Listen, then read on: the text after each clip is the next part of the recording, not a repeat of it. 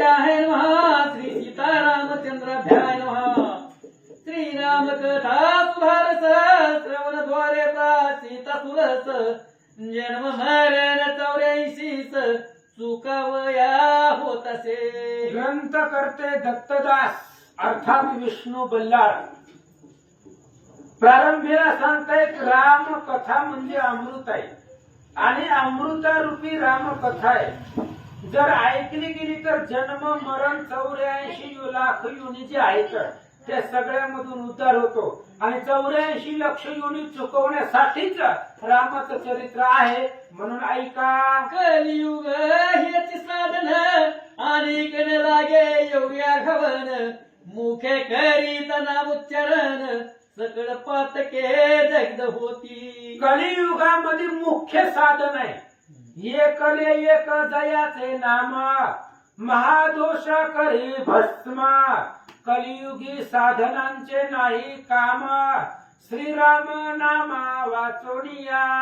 भावार्थ रामायणामध्ये एकनाथ महाराज सांगतायत न लगती सायास जावे वनांतरा सुखी येतो घरा नारायण. म्हणून कलियुगामध्ये मुख्य साधन आहे भगवंताचं स्मरण करा. दिवसे दिवस नाम घेता बुद्धी परते तत्वता अधिक उत्सुकता प्राप्त होय सहजची. अहो रामचंद्राचं स्मरण केले की बुद्धीमध्ये बदल होतो. बुद्धीमध्ये वाईट विचार येत नाही का द्वैत येत नाही कुणाचा द्वेष करायचा येत नाही. बुद्धी बदलली जाते आणि जसं जसं रामाचं स्मरण बुद्धीला अंतःकरणाला होईल तसं तसं बुद्धी पालटली जाते असं सांगतात. मग नवविधा भक्ती आपोआप अंगी बांधती क्षमा दया आणि शांती वृत्ती लागी येती पै. आणि रामचंद्राच्या स्मरणामध्ये जे सामर्थ्य आहे नवविध भक्ती आहे त्याच्यामध्ये श्रवण कीर्तन स्मरण अर्चन अशा प्रकारच्या नवविध भक्ती आहे आणि त्या भक्ती अंगामध्ये बांधल्या जातात. एवढंच नाही तर दया क्षमा शांती हे सगळं अंगामध्ये रामचंद्राच्या स्मरणानं तयार होत असं सांगतात. ऐसे झाली आज सकळ जग राम रूप दिसे मृत्यू लोकी जन्मोनी दुःख भोग भोगणे चुकल सहजची. जर रामरूप वृत्ती झाली सर्व इंद्रियाच्या ठाई राम कोंडला तुझे ठाई राम वाचून नेनसी काही मनोडी पायी विनवित. जर अशी अवस्था झाली तर सगळं जग रामरूप दिसतं आणि जग रामरूप दिसल्यानंतर ना मृत्यू लोकांमध्ये जन्मल्यानंतर जो काय दुःख भोग आहे तो दुःख भोग सहज चुकेल. म्हणून राम स्मरण करा. आसो मागिला द्याई अरण्यक वर्णोनी राम कथानक सुमतीशी प्रश्न करी देक तुम्ही कोण म्हणून या. असं पाठीमागच्या अध्यायाचं अनुसंधान आहे. अरण्यात ऋषीनं संपूर्ण रामायण सांगितलं महाराज. आपण कालपासून ऐकतो रामचंद्राचं कथा 10 महिने लागतात रामायण ऐकायला तरीही पूर्ण रामायण ऐकायला मिळत नाही. आपण भाग्यवान आहे 2च दिवसामध्ये सगळं रामायण आपल्याला ऐकायला भेटलं. अरण्यात ऋषीनं सुमतीला रामचंद्राचं चरित्र रामायण सांगितलं आणि शेवटी विचारलं तुम्ही कोण. शेष म्हणे वाचायना ऐक पुढे कथा अनुसंधाना राम कथा ऐकून सकळाच्या म्हणा आनंद बहु वाटला. पाताळाच्या ठिकाणी शेष महाराज वत्सयन ब्राह्मणाला ही कथा सांगतायत. ऐका म्हणजे अरण्यात ऋषीनं रामचंद्राचं चरित्र रामायण सांगितलं. रामायण ऐकल्यानंतर ना शत्रुघ्न असेल हनुमंत असेल बाकी सुमती सहित सर्वांना आनंद वाटला. शत्रुघ्नादी म्हणत्याने कपटी तुमच्या दर्शने पाप हरती आम्हाला गुण आज निश्चिती लाभ थोर झाला. आणि शत्रुघ्न महाराजांना बोलू लागले महाराज काय भाग्यवान आहेत आम्ही सहज तुमच्या आश्रमामध्ये आलो आणि अख्खं रामायण आम्हाला ऐकायला भेटलं. म्हणजे रामायण ऐकायला सुद्धा भाग्य लागतं महाराज. आणि असं असणारं परम पवित्र रामायणाची कथा तुम्ही सांगितली म्हणून आम्ही भाग्यवान आहे. शत्रुघ्न सांगतात आता ऐके वर्तमान भ्रमहत्या झाली म्हणून यज्ञ करीत रघुनंदन अयोध्या नगरी माझारी. आता ऐका महाराज, तुम्ही विचारले आम्ही कोण आहे. आम्ही कोण आहे ते सांगतो. सूर्यवंशामधला राजा राम आणि त्या रामचंद्राने अनेक राक्षस, ब्रह्मवंशातली राक्षस मारली. ब्रह्महत्येचं पाप लागलं असं रामाला वाटलं, म्हणून रामाने काय केलं. तेने अश्व सोडीला जगती, जिंकावया क्षितिपती. आम्ही रक्षक तया प्रती, राम अरण्या असो पै. शत्रुघ्न महाराज सांगू लागले, रामचंद्रांनी अश्वमेध यज्ञ केला आणि यज्ञासाठी घोडा पृथ्वी प्रदक्षिणाला सोडलेला आहे आणि ती घोडा फिरत फिरत फिरत इथं आलेला आहे आणि त्या घोड्याच्या पाठीमाग रक्षक म्हणून आम्ही आलो. आश्वास हरिवती तिरी, आम्ही आलो आश्रम भितरी. ऐसे ऐकून ऋषीश्वरी, आनंद बहुत मानिला. आणि अश्वासहित घोड्यासहित असणाऱ्या रेवतीच्या तीराला आम्ही आलेलो आहे. आणि आल्याबरोबर आम्ही पाहिले की जीर्ण झोपडी तुमची दिसली आणि मग तुमची असणारी सगळी चरित्र कथा, रामायणाची कथा ऐकायला भेटली असं शत्रुघ्न सांगतात. म्हणे माझा जन्म आधी सफळ झाला जगा माझे. आपुल्या धरसेने करून सहजी, भाग्य उदले पै माझे. शत्रुघ्नाने सांगितलं, महाराज धन्य मी आपुले मानिन संचित किंवा उजळले भाग्य. आता भाग्य उदयाचा ठसा, माझं भाग्य उदयाला आलं, तुमच्यासारख्या साधू संतांचं दर्शन झालं. शत्रुघ्न महाराज बोलतात, माझे तप फळाशी आले, सत्वर देखील राम पाऊले. जैसे ढोमेश मुनी बोलिले, तैसेच आले प्रत्या. अरण्या ऋषी बोलू लागले, माझेही भाग्य फळाला आले. आता तुम्ही रामचंद्रापासून आलात, म्हणजे आता त्या रामचंद्राची पावलं, त्यांचं दर्शन मला कधी होतंय आणि कधी मी अयोध्येला जाऊन रामाचं दर्शन घेईल असं महाराज बोलतात. अंतकरणा माझारी, जयसी घे तो निर्धारी. तो प्रत्यक्ष डोळे भरी, भक्त कैवारी पाहिन मी. अरण्य ऋषी बोलू लागले, अंतकरणामध्ये मी ज्याचं भजन करतो, आजपर्यंत ज्याचं स्मरण करतो, तो भगवान श्री रामचंद्र, तो भक्ताचा कैवारी. कधी एकदा त्या देवाला डोळं भरून पाहिन असं मला वाटू लागला. जो नदी से नयनी, तो सगुण झाला चाप पाणी. तया अवलोकतात क्षणी, जन्म मरण खंडेर. अहो, जो डोळ्यानं दिसत नाही अशा प्रकारचा राम आहे. डोळ्यानं दिसत नाही, तो निर्गुणही आहे आणि सगुणही आहे, पण भक्तासाठी सगुण झालेला आहे. आणि डोळ्यानं न दिसणारा भगवंत, योगियांच्या ध्यानी ध्याताना तुळसी असा असणारा भगवंत, त्या भगवंताला मी कधी पाहिन असं महाराजांना वाटू लागलं. ऐसे जे का साकर ब्रह्म, तया पाहिन मी निश्चिम. अंतरी धरून प्रेम, आजवरी राहिलो. अशा प्रकारचं पूर्ण साकार परब्रह्म, त्या परब्रह्माला मी पाहिन. आणि कसं पाहिन, डोळे भरून या, डोळं भरून त्या रामचंद्राचं स्वरूप अंतकरणामध्ये जे पाहिलं ते साठवीन. महाराज बोलतात, पाहून या हनुमंत मदसी, प्रेम देईल अलिंगनासी. देखो मम भक्तीची, आनंदासी पाविल. आणि ज्यावेळेस ऋषी म्हणतायत तिथं मी अयोध्येला गेल्याबरोबर हनुमंत मला पाहिलं, हनुमंत बघेल. आणि हनुमंत ही राम भक्त आहे आणि राम भक्ताची भेट मला होईल, त्याच्यामुळं माझं शरीर पावन होईल असं महाराज बोलतात. ऐसे ऐकून भाषण, मारुतीने धरले चरण. मग भज ऋषी लागून, हस्त जोडून नम्र भावे. आणि अरण्य ऋषी म्हणू लागले, तो हनुमान, जो हनुमान बलशाली सामर्थ्यशाली आहे, तो अयोध्येमध्ये रामचंद्रापाशी असेल आणि तो गेल्या गेल्या हनुमंत मला दर्शन देईल, मी त्याला भेटल असं हनुमंत जवळच होते.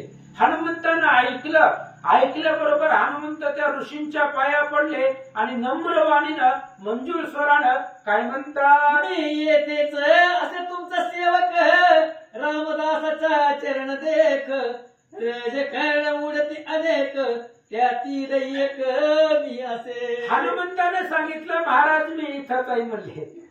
आणि रामचंद्राच्या दासाचा दास आहे. तुमची या दासाचा दास करून ठेवा, आशीर्वाद द्यावा हाची मजा.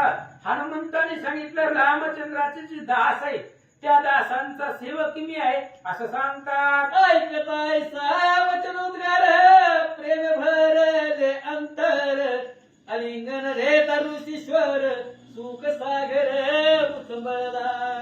अशा प्रकारे हनुमंतराय नम्र वाणीनं मंजूळ स्वरानं बोलल्यानंतर ऋषींचं जे काय प्रेम आहे ते प्रेम अंतकरण भरून आलं आणि भरलेल्या सदैव अंतकरणानं प्रेमानं आलिंगन दिला. तय आनंदा मासारी निमग्न झाले ते अवसरी स्तब्ध होऊन या अंतरी देहवान विसरले. आणि त्यावेळी जो आनंद झालेला होता तो आनंद गगनामध्ये त्याला ब्रह्मानंद म्हणताय. आणि तो ब्रह्मानंद ऋषींना हनुमंताला झाला त्याच्यामुळं आनंद त्या ठिकाणी प्राप्त झाला असं सांगतात. जैसी लेपिली चित्र झालं नामरूप तया असून न करती चलन वलन तैसे झाले दोघेही. दोघही एकमेकाला राम भक्त आहे आणि राम भक्ताला भेटल्याबरोबर तो सुख सोहळा काय वाणू. राम भक्तांच्या भेटी झाल्यानंतर जो आनंद आहे तो आनंद शब्दामध्ये सांगता येत नाही महाराज. राम भक्तांमध्ये ती गोडी आहे. राम भक्त काही कोणी पाहुण्यातला नसतो, आपल्या सोयऱ्यातला नसतो, अनोळखी असतो, पण फक्त रामचंद्राचा भक्त आहे म्हणून त्याला भेटण्यामध्ये आनंद वाटतो. आणि त्या राम भक्ताला भेटल्यानंतर जो आनंद होतो तो आनंद पूर्ण ब्रह्मांडामध्ये समावित नाही. आज हनुमंत आणि आरण्यक ऋषी भेटले, भिंतीवरती चित्र काढलेलं असावं, त्या चित्राला नावं द्यावी, पण चित्र जसं हालत नाही तसं तटस्थ दोघे जण राहिले. काही अवकाशे करून पूर्वस्थिती पावले जाण मग राम कृपा करीती वर्णन प्रेम भरे करुण्या. आणि काही वेळ त्या ठिकाणी तटस्थ राहिले, एकमेकांना भेटले. काही वेळ चलन वलन थांबले गेलं आणि काही वेळानं पुन्हा त्या ठिकाणी सावध झाले आणि प्रेम भराचं आलिंगन एकमेकांना दिलं. मग शत्रुघ्नादी सकल वीर अनुक्रम करीती नमस्कार ऋषी रागे हनुमंत वीर नाम खुना सांगे सकळाच्या. आणि मग पुन्हा शत्रुघ्न महाराज भेटले, सुमती भेटले, पण हनुमंत ऋषीच्या जवळ उभा होते आणि जो जो ऋषींना भेटायला येईल त्याची सगळी नाम खून ओळख हनुमंत महाराजांना सांगू लागले. ऋषीवर्या आता ऐक जो दशरथ उदरीचा कुळ दीपक तयाचा बंधू हा शत्रुघ्न देख प्रतापी वीर पै असे. हनुमंत ऋषीच्या जवळ उभा होते. शत्रुघ्न महाराज ऋषींचं दर्शन घ्यायला आले. हनुमंतरायाने सांगितलं ऋषीवर्या सूर्यवंशीचा कुलदीपक रामचंद्र आहे आणि त्या रामचंद्राचा भाऊ आहे, सर्वात लहान भाऊ हा शत्रुघ्न आहे. धीर वीर पराक्रमी आहे. हनुमंत सांगतात लवनासूर वधून सुखी खेळे सकळ जन तो हा करीत असे साष्टांग नमन प्रेम भावे करुणी. हनुमंतरायाने सांगितलं महाराज जन लवणासुराला मारलं. लवणासूर ही कोण आहे तर कुंभिनशी रावणाची बहीण आहे आणि त्या कुंभनिशीला मधुदैत्यानं पळवून नेलं होतं. कधी पळवून नेलं होतं? लंकेमध्ये कुणीच नव्हतं. रावण दिग्विजय करायला गेला होता. इंद्रित निकुंभळाच्या ठिकाणी यज्ञ करत होता. विभीषण पाण्यामध्ये तप करत होते तेव्हा मुख्य लंकेत कुणीच नव्हतं आणि मधुदैत्य आला, कुंभिनिशीला घेऊन गेला आणि त्यांच्यापासून मधुदैत्य आणि त्या असणाऱ्या मधूचा मुलगा लवणासूर आहे आणि तो लवणासूर जगताला पीडा देत होता. त्या लवणासुराला या शत्रुघ्नानं मारलं असं हनुमान सांगतात. तैसाच हा भरत कुमार महाप्रतापी रणधीर पुष्कर नाम शूरवीर नमन करे आपणा ते. त्याच पद्धतीने भरताचा मुलगा आहे, खूप शूरवीर धीर आहे. पुष्कराचा पराक्रम आपण ऐकलाय. किती 37 अध्याय झाले, पाठीमागच्या 35 अध्यायापर्यंत पुष्कराचा किती पराक्रम आहे. प्रत्येक वेळी पुष्करानं पराक्रम केलेला आहे आणि सगळ्यात लहान आहे पुष्कर, राजकुमार आहे, भरताचा मुलगा आहे असं ऋषीला हनुमान सांगतात. येणे संप्रत अश्वरक्षणी युद्धमाजी पराक्रम करोनी मोठे मोठे वीर जिंकोनी कीर्ती त्रिभुवनी गाजविली. हनुमंतरायाने सांगितलं महाराज हे दिसायला छोट दिसतंय, पुष्कर नावाचा भरताचा मुलगा आहे, पण मोठमोठे राजे या असणाऱ्या पुष्करानं जिंकले. युद्धामध्ये या घोड्याचं संरक्षण केलेलं आहे. अफाट पराक्रम या पुष्कराचा आहे. हनुमान सांगतात तैसाच हा सुभाव सुबळ शत्रू लागी महाकाळ परी राम पद सर्व काळ भार करून घेत असे. तशाच पद्धतीने हा सुबाहू आहे, सबळ आहे. सुबाहू राजा सुद्धा किती बलवान आहे. आपण ऐकलंय दमनाचे वडील, दमनानं घोडा पकडलेला त्याचे वडील सुबाहू, आणि त्या सुबाहूने सुद्धा अफाट पराक्रम केलेला आहे. शत्रूसाठी तो एक प्रकारचा काळ आहे, पण रामचंद्राच्या पायावरती त्याचं मन आहे, चिंतन आहे, चित्त आहे, असं हनुमान सांगतात. तो हा मुनिवर्या आपणासी नमस्कार करीतो शुद्ध मानसी कल्याण दृष्टी आहे यासी राम भक्त पूर्ण हा. आणि हा असणारा त्या ठिकाणी सुबाहू आहे. रामचंद्राच्या चरणावरती ध्यानामध्ये ज्याचं मन आहे तो तुम्हाला नमस्कार करायला आला. हनुमान सांगतात तैसाच हा सुमत झाला श्रीरामासी आनंद शरण नमस्कार करी आपला लागून आशीर्वाद देई यासी. तशाच पद्धतीने हे सुमंत राजा आहे. पहिल्याच घोडा निघाल्यापासून अयोध्येपासून ज्यावेळेस निघाला त्याच वेळेस सुमंत राज्यामध्ये घोडा गेलेला होता, आणि सुमंत राजानं रामचंद्राचा घोडा आहे म्हणून तो त्यानं पकडलाच नाही. शत्रुघ्नाला तो शरण आला आणि त्या शत्रुघ्नाच्या सैन्याबरोबर घोड्याबरोबर सोबतीला आला. हा पाहे सत्यवान नृपती राम हय आला नगर प्रती ऐसी वार्ता ऐकत निघूती आला शत्रुघ्नासी भेटावया. आणि हा सत्यवान राजा आहे. सत्यवान कोणाचा आहे तर ऋतंबर राजाचा मुलगा आहे. आपण ऐकले कथा. जनक राजाची कथा तिथं आली होती.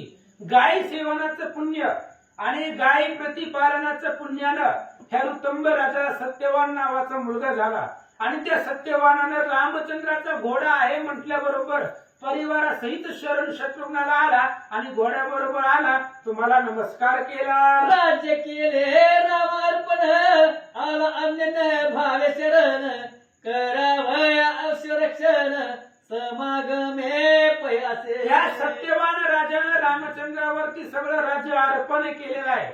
अनन्य भावानं रामचंद्राला शरण आलेला आहे आणि शत्रुघ्न समवेत घोड्याच्या रक्षणासाठी आला. करितासे साष्टांग मन याशी देई आशीर्वचन ऐसे ऐकून मारुतीचे वचन ऋषी परम आनंदला. हा सत्यवान राजा आहे. अनन्य भावानं रामाला शरण आलेला आहे आणि तुम्हाला नमस्कार करायला आला तर तुम्ही आशीर्वाद द्या.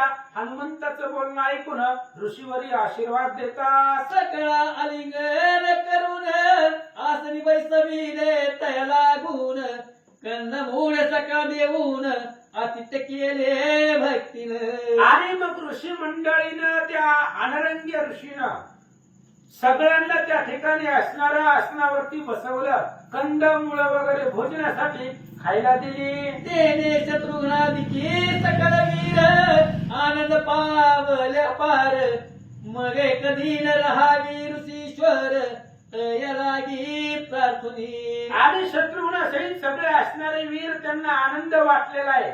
एक दिवस ऋषींनी त्या शत्रुघ्नाच्या सर्व सैन्याला आपल्या आश्रमामध्ये ठेवून घेतला. दुसरे दिनी उठून केले तीर्थी प्रार्थ स्नान नित्य कर्मादि सारून परतले आश्रमी. दुसऱ्या दिवशी उठून पुन्हा असणारं प्रातस्नान केलेलं आहे. रोजचं आपलं नित्यकर्म सारून पुन्हा आश्रमासाठी आलेले होते असं सांगतात. शिविका आणून वेगेसी प्रार्थना करती आरण्यकासी आपण जावे राम दर्शनासी शर्युती रे मुनिवर्या. आणि त्यावेळेस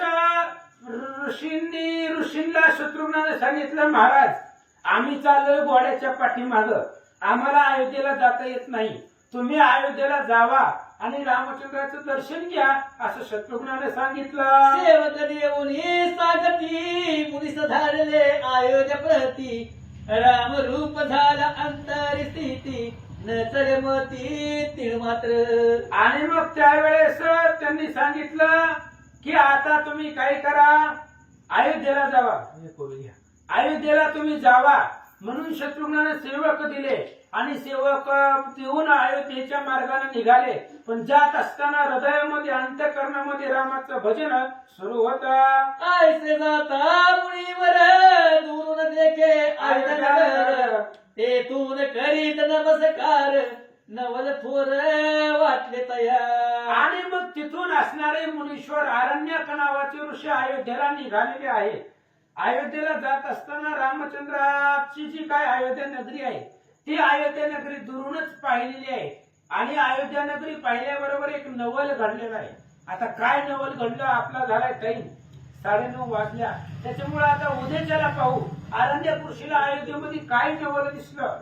ते सुंदर चरित्र भगवंताचं पुढे ऐका. कुंडली कवरदान विठ्ठल श्री ज्ञानदेव तुकाराम पंढरीनाथ भगवान की जय. प्रभू श्री रामचंद्र भगवान की जय. पवन सूत हनुमान की जय. अवधूत चिंतन श्री गुरुदेव दत्त वासुदेव हरी. कैसे जाणून दया सागरा पूजिले सकळ ऋषीश्वरा, तेने पाप संवारा उशीर काही न लागे. आणि अशा पापाचा नाश संहार करण्यासाठी अनेक ऋषीमुनी बसले, सगळ्यांची पूजा यथासांग केले. ऋषीची पूजा करणं म्हणजेच पापातून मुक्त आहे. अशा प्रकारे पूर्व रामचंद्राने सर्व ऋषींची आणि आर्य ऋषींची पूजा केली म्हणतात. आपण बोलीला सत्य वचन ब्रह्महत्या घडली म्हणून, करावय पाप दहन यज्ञ करीतो हे अहो पूर्व सत्य. रामचंद्र बघा देवाची अवस्था म्हणताय, देवा माझ्या हातून चूक झाले, ब्रह्माचं पातळ लागलं आणि त्या पापातून मुक्त होण्याने मी हा यज्ञ मांडला आहे. अशा प्रकारे पूर्व रामचंद्र त्या ऋषीला सांगू लागले. परी माझ आश्चर्य वाटे तव नामे बंधन तुटे, सकळ संसार सिंधू आटे तव स्मरणे करून आणि ऋषी म्हणतात, अहो देवा म्हणजे तुमचं नुसतं नाम जरी घेतलं तरी संसारातून मुक्त होतो, पापातून मुक्त होतो. एवढं तुमच्या नामाचं महत्व असताना सुद्धा तुम्हाला यज्ञ करायची काय गरज आहे, असं तो ऋषी बोलतो का. तुमच्या नावामध्ये एवढं सामर्थ्य आहे की सहज त्या पापातून मुक्त होतो आणि तुम्ही यज्ञ कसा काय मांडला, म्हणजे असं ऋषी रामाला बोलत आहे. वेदशास्त्रा मासारी हेच कटीले निर्धारी, जो राम नाम स्मरण करी तयाच्या नाशती अहो ऋषीवर्य म्हणताय, देवा म्हणते अहो प्रत्येक ग्रंथामध्ये प्रत्येक ठिकाणी तुमच्या नामाने सगळ्याचा उद्धार होतो असं लिहिले. असं जर ऋषी म्हणून सांगतायत म्हणजे तुमच्या नामात एवढं श्रेष्ठत्व आहे, तर रामनाम घेता त्यांनी सगळं पापमुक्त होतात. एवढं असताना तुम्हाला यज्ञ करायची काय गरज आहे, अशा ऋषी प्रभू रामचंद्र बोलतात. ब्रह्महत्यादी पातक जाण तव नामे जाती पळून, तुझ्या कथा श्रवण करून जेग पावन होत अहो काय सांगायचं बरेच गाडी म्हणजे तुमच्या नामानं सुद्धा प्रत्येक ऋषीमुनी पापमुक्त होतात. एवढं नामात सांगू तुमच्या नामात सामर्थ्य आहे आणि म्हणून तुम्हाला काही यज्ञ करायची आवश्यकता नव्हती, तरी सुद्धा तुमच्या मनाच्या मोठेपणामुळे तुम्ही यज्ञ मांडला, अशा ऋषी प्रभू रामचंद्र बोलतात. कर्पुरासी दीप झगटता आपण समान करीत त्वता, पुसोनी टाकी तयाची देहता तैसे दृष्टांत द्या. ज्यावेळेस आपण कापूर लावतो त्याला आगणी लावतो, तो कापूर कसा होतो, त्या अग्नीमध्ये मिसळून जातो, तंद्रीर होतो.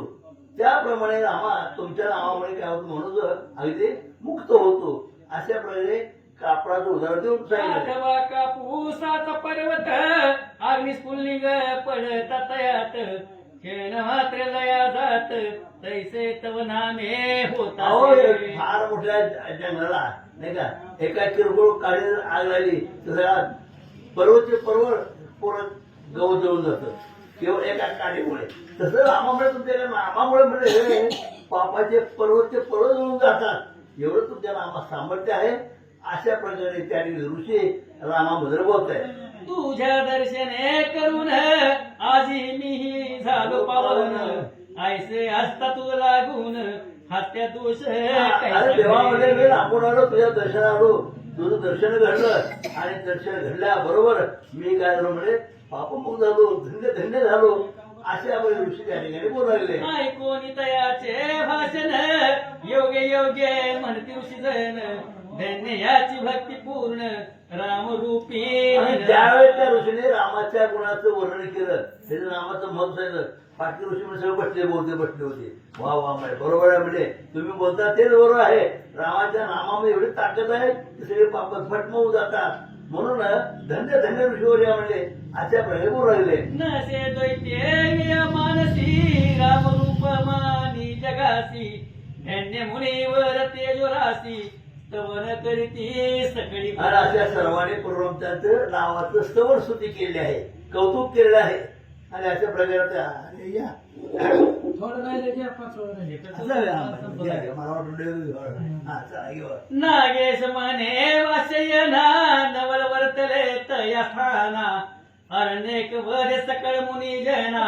आजी धन्य झालो आणि नागेश नावाचा एक ऋषी आहे नाही का तो कथा सांगतो मुनिवर्याला आणि अशा प्रकारे ते ऋषी ही जी रामायणाची कथा आहे ती ते आपल्याला सांगतो अशा प्रकारे या ठिकाणी सांगितलेलं आहे पुढं परी मज वाटे रामरूपासी मिळून जावे वेगेसी इतके वदता त्या समयासी चमत्कार झाला आणि अशा प्रकारे बघता बघता ऋषीवर रामाला भेटलेले नाही का आणि तो ऋषी सांगतो ग्रंथ करते किंवा आता पुढे काय घडतं चमत्कार त्यापासून सावध तर ऐकावं अशा प्रकारे बोलत आहे तयाचा मस्तक स्फोट होऊन ते ज्योतिरूपात पाहून राममुखी प्रवेशले आणि अशा प्रकारे कोणाच पुढे जावं कोणाच पुढे जावं त्या आरण्यक ऋषीचा हा, मग तो आरण्य ऋषीच भेटायला आला होता त्या ठिकाणी तो प्रभू रामचंद्राच्या हृदयामध्ये विलीन झाला थोडक्यात पुढं सर्व लोका देखता अश्रुत वर्तली हे कथा मुनी जने डोलविली माता आश्चर्य वाटले हा, धन्य धन्य ऋषीवर यामुळे तुम्ही त्याला रामाची भेट झाली नाही का त्यामुळे इतर जे ऋषीमुळे बसले होते ना राम बसले होते येते होती लक्ष्मण होते अनेक ऋषी बसले होते ते हा आला भेटला आणि स्वतःचं कल्याण करून घेतलं असं या ठिकाणी सांगतात वर्तिका दीपा भेटू जाता स्वयं दीपक पावत अथवा नदी सागरी धावत सागर तो पावे सहजची. ज्याप्रमाणे एखादी नदी समुद्रात जाऊन मिळाली आणि एकरूप हवी त्याप्रमाणे हा ऋषी प्रभू रामचंद्र भेटला आणि प्रभू रामचंद्राच्या हृदयामध्ये विलीन झाला अशा प्रकारे सांगतात तैसे झाले अरण्यकासी देवाश्चर्य करती मानसी वाद्य वाजते आकाशी दुदंगी अरण्यक नावाचा ऋषी आहे आणि त्याचं कल्याण झालं प्रभू रामचंद्राच्या हृदयामध्ये प्रवेश झाला अशा प्रकारे सगळ्याला आशीर्वाद सगळे त्या अरण्यक ऋषी कौतुक करून राहिले आहे एकची झाला जय जयकार सुमने घेऊन सूरवर वर्षो लागले अपार आनंद पार असेच ना. प्रभू रामचंद्र भगवान की जय अशा प्रकारे सर्वांनी स्तुती केली जयघोष केला कुणाचा वर्षाव झाला आणि तो ऋषी पावन झाला असं या ठिकाणी बोलतात सकळ म्हणती धन्य ऋषी पावला असे योग्य पदासी शरण जात राघवासी आईची प्राप्ती होत आणि प्रभू रामचंद्राला शरण झाल्यानंतर त्याचं प्रत्युत्तर झालं ऋषी पावन झाला आणि म्हणून म्हणतात अशा प्रकारे आपण जर रामाला शरण गेलो तर आपलंही कल्याण होतं असं ग्रंथकर्ते बोलतात जे ही कथा ऐकती श्रवणी भक्तिभावे आदरोनी राम कृपाळ होऊनी मुक्त करील औषध आमचे प्राण्याचं आहे आणि कथा ऐकायला भेटले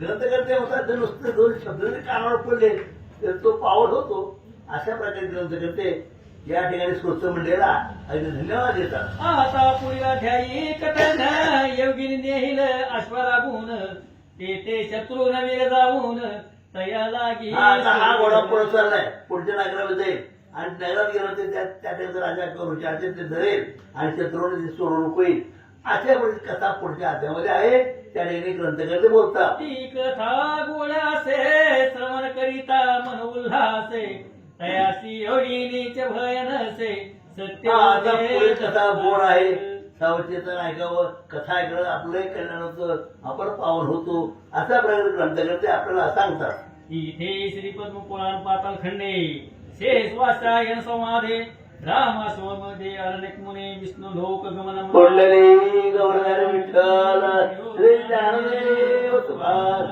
पंढरीनाथ भगवान